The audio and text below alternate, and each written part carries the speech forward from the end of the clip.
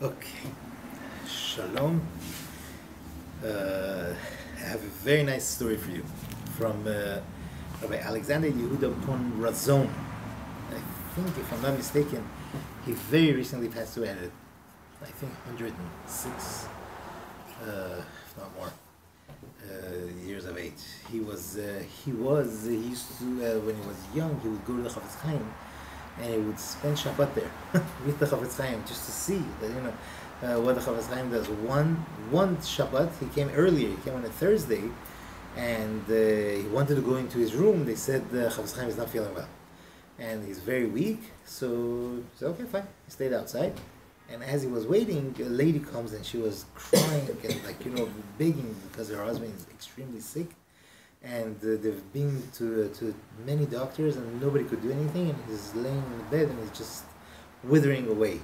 And she came to get a bracha from the Chafetz Chaim. They said, we're sorry, Chafetz Chaim is not accepting anyone right now. And she didn't give up. She started screaming and crying and crying and crying.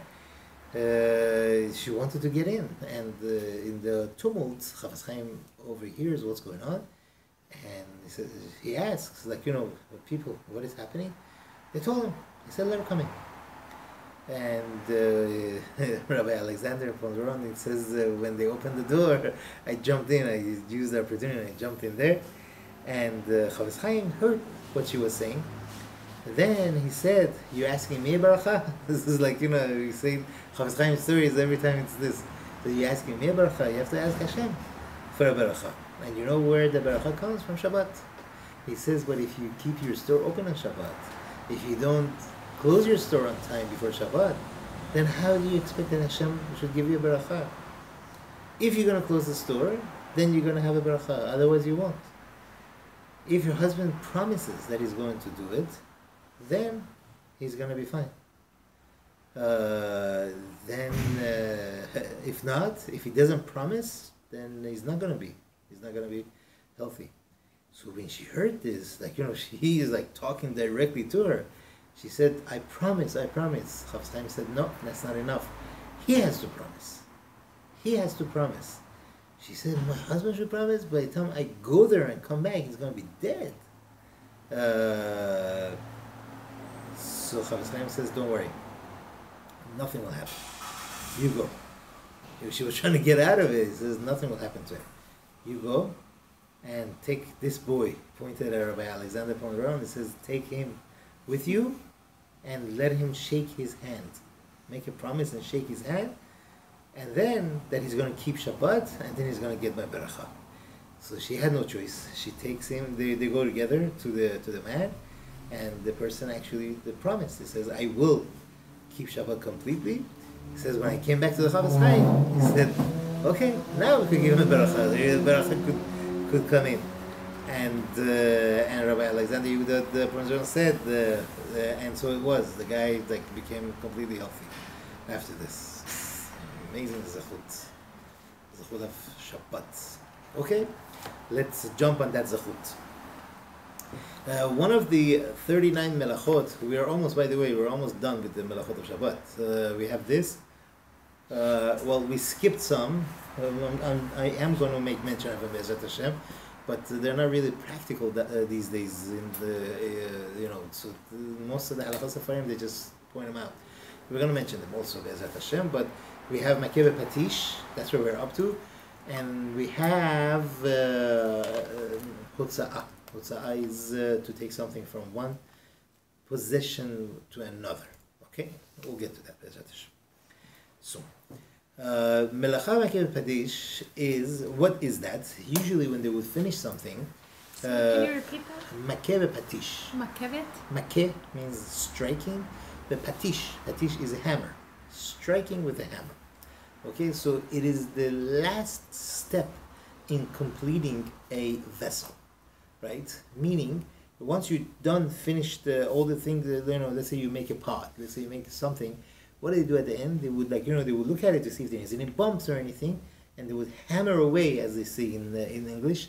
They would hammer away any bumps and stuff so that it'll be perfectly usable, right? It is usable without it, but this is the perfection. This is what beautifies it and straightens it up and makes it even more usable. What else? Let's say when they weave a cloth, right? After that, they look and see if there's any bumps there. They would cut it off, or if they, sometimes as they were weaving it, it's a whole process. Weaving machines, like that they used to have. You have to pass they had strings going like this. By the way, that's one of the 39 Halachot that we didn't make mention so much. They have strings going like this, and then they would pass a string through them. Imagine how painstaking it was. One string after another string after another string. Nowadays, cloth is so cheap, but back then it was very, very, a very expensive commodity, and because it was very hard to make. Although they had machines that they would raise this so they could pass the string along easy, but it was still what they would have is they would have two sets of strings. So with your foot you would press on the pedal, and this set will come up. You pass the string through, and then you push on the other pedal, and the other set will come up. You pass the string again. That's how it got woven. It's a whole melacha of oreg. Now, as they were doing it, so little twigs and stuff would get stuck in this cloth that finally we get our hands on. At the end, they would pull out these twigs or extras, the cuts of string that got stuck in there. That is Makkeh patish. Pulling that out, that is the melacha of Makkeh patish to beautify this thing. So now you could make a suit out of it or whatever it is. This is asur on Shabbat. This is one of the 39 melachot of Shabbat, which would constitute as Makkeh patish, hitting with the hammer, right? Now, let's understand. Something that is perfectly done. That means it's ready. It's a keli. It's a vessel. Whether it's a garment, whether it's a utensil, or whatever it is, right? It is ready for its job, right? When you finish it on Shabbat, right? That means when using it on Shabbat, it's not Makkeh patish, right? Unless it needed that extra step to finish it off. If it's completely finished off and then there is something added to it and you remove that, that's not Makkeh patish, because the vessel is ready. Let's say you have a suit. It's perfectly done, and then they add a tag, price tag to it, we said, you could remove that tag. That's not Makkeh patish. Right? That's an external thing that was added to it, which is nothing. It has nothing to do with the making of the clothes. If there is another action here that you have to take, and that's a melacha, that's already a melacha. That's not Makkeh patish. Once this thing is done, the melacha of this vessel, or you're making a table, right? You look at the table, everything is done with it, and then there is something extra that they want to do, which has nothing to do with the practicality of this table. That's not a melacha Makkeh patish. But if you see, oh, you know what, they forgot to take, I don't know, something out of it, so that this table, they forgot to put let's say the bottom thing, these things that they put in the bottom of the table, so you won't drag it and hear metal scraping against the stone. They put these plastic things in the bottom of the chairs or tables. Oh, they forgot that. From the factory they forgot. And then on Shabbat they say, oh, you know what, let me just, it's in the box, let me put it in. That we can't do. That's Makkeh patish. Or if they forgot to put the shoelace into the shoe, they never put it in. That's Makkeh patish. But if the shoelace was in it already, you just want to take it out to redo it, you could do that, we said, right? Especially if the newer shoes, they usually have the hole where you put the shoelace in is like you've got a metal border. That's even easier, right? We mentioned a few weeks ago when we were talking about mitaken mana, fixing a vessel. We mentioned a bunch of things. Remember, we said a brand new talit that they were putting the strings on it, and you find some of them, as they were doing it, it got a little tangled up. You cannot on Shabbat untangle that. But if it got tangled up later, it was fine before, but by usage it got tangled up, that would not be an issue, because it was already perfectly fine. You're not doing Makkeh patish. And what else? We talked about a pillow, right? A pillow that it says in Shulchan Aruch, one cannot. What does it say over there in Shinchet? I think it says that one cannot take a like a pillow and stuff cloth or feathers and stuff in it and close it off. That's making a patish. That's making a mana. That's making a vessel that cannot be done on Shabbat. But if some feathers fell out, can you put them back in? Yeah, you could do it. Or we mentioned the pillow that you blow into, air pillow. We said if it was already done before, and now the air came out, you could blow in it. If it was never done, then you can't. But all of these things, I think they usually test them in the factory anyways. I think that would make sense. I don't know, but the best thing to do is before Shabbat not to do it on Shabbat, unless not to blow into it on Shabbat, unless you've done it before. It has been done before. So we mentioned a bunch of these things. Now, let's just add to this. On Shabbat, about food, right? The Rabbi says, "Ein Makkeh patish ve'ein tikkun mana." By food, right? Therefore, so that means something that you couldn't eat so much.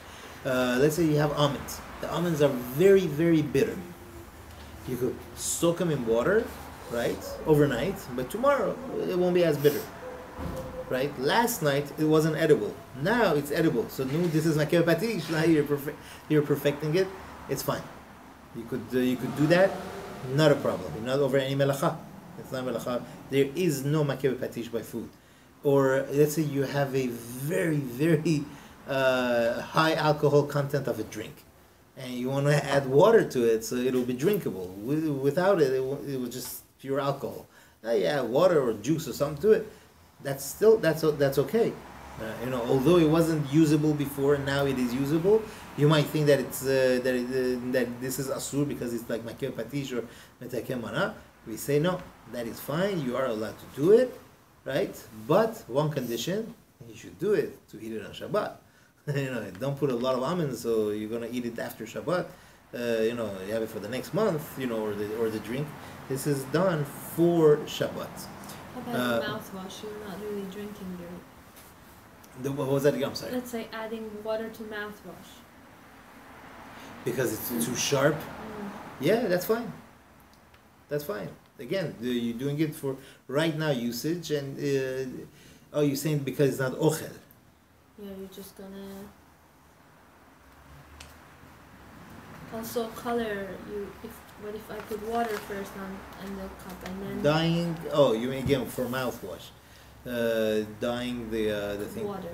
Blue, green, red.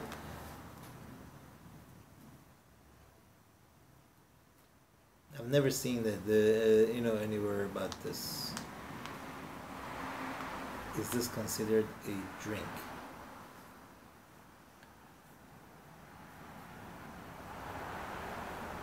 Good question.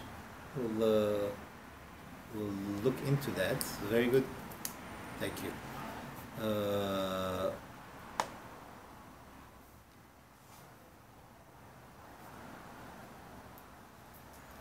All right. Now, we'll get back to that. Now, on Shabbat, there is a question. Let's say you have a bowl. You want to put salad in it. And suddenly you realize, oh, I forgot to take this to the mikveh. Can one take it to the mikveh on Shabbat? Yeah. Yes. If Okay. you can carry it. There is a machloket. Right? Rabbeinu Asher, right, says, no, it's asur. There's a Mishnah. We say it every Friday night. At the end says, ve'en tovlin et kelim. You cannot take kelim for tevilah in the mikveh. You can't. So Rabbeinu Asher says, from here, you can't do it on Shabbat, and it's asur. However, Rambam Rif, right, and others, they say that you could. Because that Mishnah is talking about if your keli, if the vessel became tameh. If it became tameh, that's different. Over there, Chachamim say there is a gezerah, because if they would say that if you could take, there's a tumah on this, real tumah on this, and you could take the mikveh, they're gonna take their clothing if they became tameh also to the mikveh. Then they're gonna do sechita. That's one reason. Or another reason is that a person is going to say, you know what, I have nothing to do on Shabbat anyways, so I'll leave all my the things that are tameh. I'll take them to the mikveh on Shabbat. This way, Baruch Hashem, I'll do that. And in the meantime, he's going to, from let's say Sunday, Monday, Tuesday, he has these stuff laying around, and he's going to eat things that are tameh. This is all as far as halachot of tumah and tahara. The halakha of taking vessels to the mikveh is not from the Torah. They relied on the pasuk from the Torah, but it's really, according to most, is midrabanan, right? And none of these two reasons apply to it. That's why a person could go ahead and take it to the mikveh on Shabbat. Okay? You take the bowl. Easier, you have Mustafa over here. You tell Mustafa, hey, listen, here's a gift for you. I'm being nice to you. I'm giving you this bowl as a gift. But you know what? Let me have it. I'll give it to you as a gift. And I'll borrow it from you indefinitely. Or I'll sell it to you. On Shabbat, you don't want to sell it, but you could give it to him as a gift. So he says, here is a gift to you, but I'm going to indefinitely borrow from you. You know what? Can you line And then it? you never have to talk about it. Can you what? Line it with something? No. Oh my That doesn't God. work. Why? Are you kidding? You can't line it with saran wrap? No. What if you have like this expensive? What does lining do? This thing is the keli. Lining won't do it. You're thinking, oh, my food is not touching it, so that's Yeah. fine. But the whole thing, the lining is just the lining. The keli is there. And that has to go to the mikveh. What if you No. have this expensive, beautiful Sell it to the goy, fruit holder? right? I mean, first of all, you could take it to the mikveh, no problem. I take anything to the mikveh. We take urns, toasters, everything. Toasters? Yeah, I mean, the sandwich toaster, you put I the don't know. bread in it. Sandwich maker. Yeah, panini. Leave it in your balcony Just for let like it dry. for a week. Yeah. Everything will evaporate. No problem. But if you're afraid, you could certainly give it to the goy.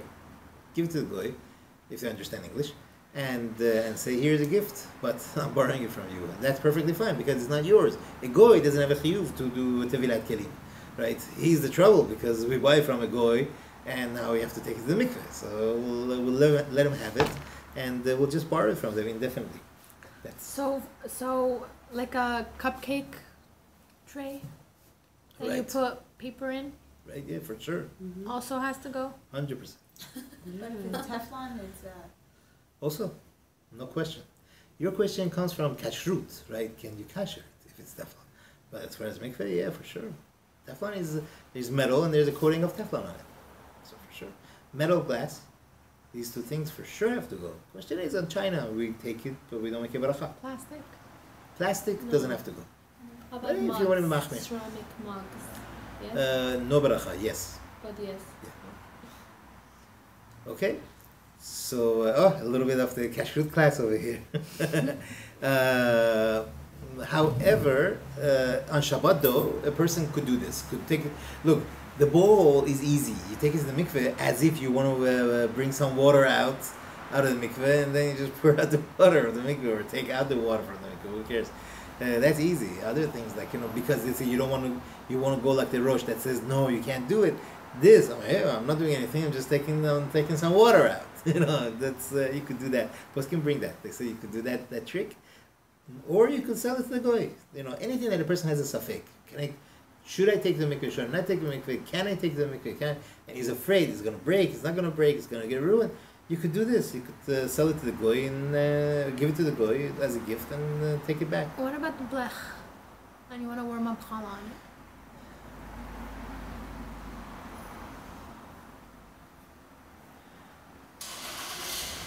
I don't remember. Blech. I don't remember. I don't think It's usually like Israeli brands making it. No? They're all like, Really? Yeah. yeah, they The no? Israeli brand is really poorly made. I don't know. I go over here to Washington Boulevard. They have these steel metal places that they cut metal and everything. Get a nice, good stainless steel. Oh, you're talking about the Washington, plug-in the way to one or downtown. the There's a one? bunch of them. We're going to Anytime you want downtown. it, you want to boil Yeah, on Washington Boulevard. Thank you. Huh? There's like No. at least 3 of them that I know. 10 years I've been Yeah, looking. really But he's good even ones. saying you Tell them can't the even, measurement like, exactly. cover They'll it. cut it Okay. even whatever shape you want. We you know. shouldn't cover You the shouldn't cover it black. because Do I have to Right, cover the so knobs? then even if I or cover the no? You challah don't have and put to. it on, You then don't have it'd to still cover be a the knobs. problem. Okay. No. As long as you cover the flame, It's you're the same thing good. as covering the The block. knobs, you could take them out. No. You know, We do. Because it's also dangerous, you should know. put If the you challah cover to the warm up top on the and the block, I'll knob, take it to the mikveh. sometimes the Well, knob gets regardless, melted. you should take it Because out. especially if the Yeah. fire in the front He's gets saying he doesn't know. heated. Are you talking about Causes the plug-in one? That's different. You're talking about different thing. Oh, you're talking about the plug-in one? Yeah. Oh, Well, you're talking either about one. Plata. Either Oh, one. there's a blech and there's a plata. I've been using both, so I need the answer to both. Plug-in one. So that one is Israeli. She's You're talking right. about metal, like the little I think I ordered one The from hot plate. Amazon, so You it's could not. take the Yeah, look, it says made in Israel. I think. Check. Yeah. Usually, unless I'm sure nowadays they have it made in China, so that's different. Should you take it to the mikveh? We'll see. Yeah, that we could find that easy. Hot plate mikveh. Okay. Wow, this has got some. We can write our own book. Yeah. Okay. Like Yeah, a that's- book. So that's there's a lot there's a couple more halachot, but they don't really pertain to us as halachot of, let's say you live in Eretz Yisrael and you have now a fruit that you're not sure if they separated the terumot matzah from it. You can't do it on Shabbat. So Why that not? would because you can't separate kodashim on Shabbat. It's a halakha itself. So what can you do? So there's different tricks of how to do it. You could do it. You could using those tricks. You could do. I don't remember right now what the trick was. I remember when we lived in Israel. A portion of it and leave some of it over. You gotta eat it. That's with challah, right? In Eretz Yisrael you can't because in Eretz Yisrael chiyuv of challah is from the Torah. So therefore on Shabbat you can't even eat the challah and leave a portion. Goodness. You can't. Here outside it says chiyuv is midirabana. Therefore, if a person, I forgot to separate challah, and now it's Shabbat. What do? You eat the challah and you leave a portion of it, and after Shabbat you say this is challah and you burn it. Right? That you could. Is it Makkeh patish? Is it something we say no? That's fine. But as far as separating the terumot and matzah, let's say you have oranges, you have apples, and all that, it's a problem. And now it's Shemitah, so we have other problems. We don't have to worry about terumot and matzah. If the apple is from Shemitah, you don't separate terumot and matzah from it because Shemitah doesn't take terumot and matzah, but you just can't eat it. It's other problems. You could eat it. It's not a to eat. But the peels, what are you going to do with it? It's a lot of very complicated halachot, and it's starting to kick in now. Starting, slowly. After Sukkot, it's going to be more problems. So, okay. That's as far as halachot of Makkeh be patish. Okay? Sorry, it seems like very like there should be more. We have throughout the things we mentioned it. I gave the more practical examples for daily, but it's not such a wide topic. Makkeh patish, as I said, back in the day, when they would, people that work in jewelry, with like gold and silver, they have very fine hammers. And if there's a little bump on it, it won't look nice when they're like carving out the jewelry. So what they would do is after they hit it once, they have a very hard surface metal. They will bang the hammer on that, and then they will continue because the banging will straighten up the hammer, right? So again, it's the same idea. The Makkeh patish is like you're refining it, you're perfecting it before you give it out, before the person. The artist or whoever is making these things, before he gives it out, he wants it to be perfect and nice and good. So that finishing touch, as we would translate in English, that's Makkeh patish, and that is Isur. That's one of the 39 melachot of Shabbat. Okay? Is there an opinion that says you cannot take off the tags on Shabbat? Because my husband has asked and he said, the rabbi said, no, you can't take it off on Shabbat. I don't know. Even I don't Ashkenazim say you could take it off on We Shabbat. learned it in high school. You could cut it off. Even us. You could even use the scissors. Yeah. You could even use the scissors to cut the tag off. That's not a. I don't know. I don't know anyone that says no. I'm not sure. Look, you want to look for an opinion that's machmir. I'm sure some of the Hasidic poskim would say no, it's asur. I wouldn't be surprised. And a person wants to be machmir, fine. Walk around with the tag. It's fine. I'm saying a person wants to be machmir for sure. It's Shabbat. It's Shabbat. If one wants to be machmir, a person could do it. It's not a problem. We're the thing. The focus should be like what is the halacha, and if I want to be machmir more, why not? A person could do it as long as you know what the halacha is, and then you want to be machmir. Very good. Very good. All right. Quickly, Yes. when you said to give the pot to a goy, Right. does he actually have to like seize it and like claim it, or you just take like? No. You have to give it. You have to give it for sure, because just saying it is not enough. You have to lift it. Give it to him and say, "Here, amigo, take this, lift it." No. Mustafa doesn't understand Spanish. You got to talk to him Arabic, probably. Tafaddal. You got to tell him like. Okay. Be'ezrat Hashem. Let's start at least the melacha of hotza'ah. Hotza'ah is very involved, and Baruch Hashem in Los Angeles. The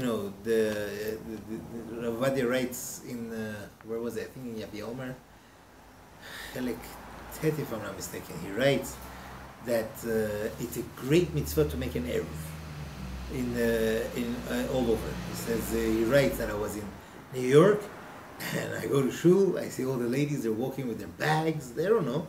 They have no idea what this is. And I told the Rabbanim to go ahead and establish an eruv. Not that, it should be so easy to save these people that they don't know. They won't listen. They tell them, listen, ladies, don't come with your bags to shul. They're not going to listen. And they'll continue doing it. And they're over Isur de Oraita. Isur de Oraita for Shabbat. This way you're saving them. So the idea, and he writes in Los Angeles also. He says, I was in Los Angeles and I saw it's a huge problem. And I told the Rabbanim there that they should go ahead and they should try to, that's what he writes, They should try to do it, and we sent an expert from Yerushalayim, Moetzet Datir Yerushalayim was an expert in it to help them out, and so on and so forth. He writes this. So again, the idea is to save people that don't know better, that they should be saved. They shouldn't be over an Isur of Hotza'ah until Tur and Shabbat. And he writes. Of course, someone who wants to be machmir on it, then should be machmir. Better to be machmir and not to carry. Better tavu ala baracha. But definitely the eruv has to be done properly with all the halachot and everything. So and Baruch Hashem, eruv of Los Angeles is not just strings. They're not just using strings. They're using the fences. The link fences by the freeways. They're using buildings, real buildings. Parts of it, yes, of course, by the freeway exits. They're using the strings. They have poles and strings. You have a few different exits by the freeway, but a lot of it, big portions of it, are fencing, which is very good. And there are other opinions also, like an eruv wouldn't work if there are two things. You know what? Let's start with this. There are 4 reshuyot. Reshut means possession. Reshut means that's what it is. It means to possess something, to own something, ownerships of a place. Okay, that's what a reshut is. So domain, let's call it. So there are 4 types. One is called reshut harabim. That means this is a domain of a public domain. That means it's for everyone. What are we talking about? The street has to be, how much was it? I think 16 amot, right? 16 amot. What does this translate to? 24 feet. The street has to be at least 24 feet wide. Some say also that 600,000 people should pass by it every day. Should pass through it every day. I think Olympic Boulevard definitely passes for that. Definitely. You don't think 600,000 people go through that every day? I think more.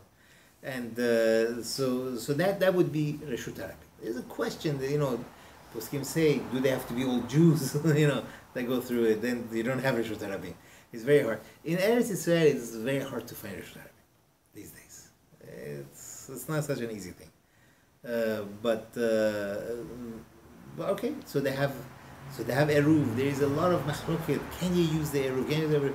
Here in LA, also, there were people that were against it because it's more, they want to be machmir. Also, they want to show, look, our children are going to forget about this issur of carrying on Shabbat. Easily everybody comes out of the house. They're carrying something in their pocket, or they're like, they see we're pushing the stroller, we're taking stuff out. They forget the whole concept of. In the beginning, there was an idea that every once in a few months, I think, to announce that there is no eruv and everybody should check their pockets and to do that. That would be a good education. It would be great, but we have to instill that within our children that they should know and realize. Look, there is a isur on Shabbat called carrying, right? Reshut, and also carrying. There is two different things. Now, there is a reshut hayachid. That means an individual domain. That means a house, an enclosed area, a house, a room. That's called Reshut Hayachid. Then there is two other things. One is called Carmelit, water in the sea, desert. No, there's no one there. Desert, or an alleyway. That's called the Carmelit. A Carmelit is asur to be metaltel, to carry something from a home to a Carmelit, right? Midarabanando, not from the Torah. Or from Reshut Harabim to a Carmelit, again it's Asur Midarabanan, to carry from there to a Carmelit. Let's say from your home to a little alley in front of your house, that would be Asur to carry Midarabanan. Still Asur, I'm not saying it's Mutar, but it's not Asur Min Torah, okay? Or from the alley to the street. Let's say the street is Olympic Boulevard. That would be Reshut Harabim. If it would be Reshut Harabim, then it would be Asur Midrabanan. Okay, but from the home to carry to the street to Olympic Boulevard, yes, that we have a bigger problem. Okay, that's Asur Min Torah already. Sorry, so Carmelit was. So there is Reshut Harabim, there is Reshut Hayachid, right? Individual domain. And there's Carmelit. Carmelit. I'm just giving examples. It would be a place where it would be asur to carry midrabanan, right, to and from it to Reshut Hayachid and to Reshut Harabim. Okay, like we said, let's say a big garden, a big park, or an alley, or the beach, these sort of areas. Then we have Mekom Petur. So it would be like a place that's for the public, but doesn't have as many people going through it. Right. Could say that. Yeah. Not even close. Right. Then there is a place called Mekom Petur. This Mekom Petur has to be 10 tefachim high. That means it's like this high, and it's 4 tefachim by 4 tefachim. Not bigger. It's like something like this. 1, 2, 3, 4. Something like this. Right. Like maybe a mailbox, right? You walk, how some houses have a mailbox in front of them, So there, if you take something out of the house and you put it on there, it's patur. It's not a problem. It's mutar. One could carry and put it there. Okay, fire hydrant, right? The fire hydrant would be good. It's I think it's high enough, and it's you could put it there. That doesn't happen. We'll see. There's sometimes that these things would be a lifesaver. There's another thing that we have to remember. In order for a person to be chayav in hotza'ah, in this melacha that we're talking about, there has to be akira. Akira means lifting off. That means you have to lift something off, and there has to be hanacha, placing, right? Both of these has to be done. If the person doesn't do the whole thing, then he's not chayav. Okay? That means someone lifts it and someone else takes it from him and puts it down outside, they're not chayav. Okay? Do you get that picture? Like, the guy lifts it, and he doesn't finish, put it down. Someone else takes it in air and completes it. Then two people did it. Then they're not chayav. These are just giving you the backgrounds because they could be useful. Also, one is not allowed to carry within the Shut Harabim. Let's say you are on the street and you see a couple of guys playing ball. You say, "Hey, throw me that ball," and it's 4 amot, 6 feet away, and they throw it to you or they stretch out and they walk over and they give it to you. That's carrying. That's asur. To carry something in the Shut Harabim for 4 amot, that's also asur min haTorah. Okay? Wait, repeat the last one. You can't carry- throw it or Right. stretch it over 4 tefachim. 4 amot. 4 amot. That's 6 feet. 4 tefachim is this much. 4 tefachim is less than 1 amot, right? 6 feet to carry. Now, within 6 feet, let's say you are on the street, and then no, that won't work. Oh yeah, you're on the street. One of the kids puts something in your pocket. Perfect, right? And there's no eruv, of course. And you're walking. You took 1-2 steps. You didn't go for amot. You look. You see, oh my gosh, I have a pacifier in my pocket. What am I gonna do? So stay right there, because then you're not carrying it for amot, right? Stay. Tell your husband to come and take it. He'll go 2 steps, right? And then you go. You can switch up. This way, none of you actually carried it for 4 amot. You understand what happened? 4 amot is 6 feet. 4 amot is 6 feet. It is in Yeah, Shulchan Aruch brings that Shabbat it's ends by the time you get by home. then it's Shabbat ends, it's good entertainment, Well, you can technically move the first 2 amot. Yes, that's what I'm saying. You could go 2 amot, right, or even 3 amot, and then stop, and But remember, walking and stopping is also akira and hanacha. That means as soon as you start walking, it's as if you lifted it off, and as soon as you stop, it's as if you put it down. So remember that too. You walk outside of the home. So okay, I'm dropping the halacha. We won't spoil it for you. All right, So What? with the kid, we'll come back to Right, this. so can you carry So your with the kid, child?